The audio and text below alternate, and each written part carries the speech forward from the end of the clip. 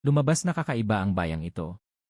Tuwing paglubog ng araw, hawak ni Steven ang kampana at paulit-ulit itong pinapatunog. Kapag naririnig ito ng mga taga-nayon, agad silang umuwi at sinasarado ang kanilang mga pinto. Tapos ay dahan-dahang hinahaplos ang itim na bato, isang nakasanayan na nilang gawain. Ginagawa nila ito dahil tuwing gabi, may lumalabas na mga halimaw na kumakain ng tao. Tanging ang pagtatago sa loob ng bahay at pagbibitin ng itim na bato ang kanilang proteksyon. Sa kasamaang palad, hindi ito nagawa ng pamilya ng lasing na ama, kaya sila ay napahamak. Dahil sa kapabayaan, hindi niya naipagtanggol ang kanyang asawa at anak. Kinabukasan, pinarusahan ng ama ng pinakamabigat na parusa sa kanilang bayan, ang manatili sa loob ng bakal na bahay ng magdamag na walang itim na batong magpoprotekta sa kanya. Ngunit bago isagawa ang parusa, hindi makayang ikulong ni Steven ang lalaki sa bakal na bahay. Alam niyang tiyak itong kakainin ng halimaw. Kaya't kinausap niya ang pari at iminungkahing iligtas ang lalaki. Inakala niyang susuportahan siya ng mga mananampalataya ng Diyos ng awa, ngunit kabaliktaran ang nangyari. Tinanggihan ng pari ang mungkahi ni Steven.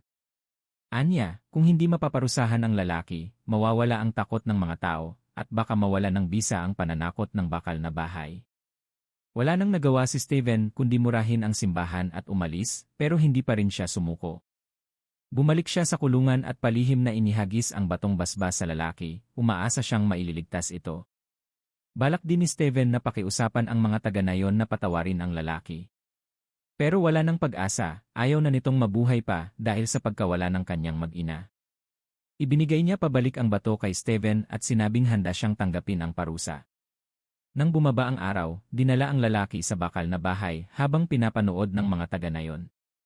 Tinignan siya ni Steven nang may matinding pagsisisi bago isara ang pinto at dinagdagan pa ito ng karagdagang kandado.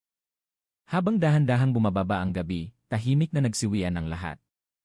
Naiwan ang lalaki, nanginginig sa takot sa loob ng bakal na bahay. Sumilip siya sa labas, tila walang tao, kaya panandalian siyang nakahinga ng maluwag. Ngunit hindi nagtagal, nagsimulang dumating ang mga halimaw.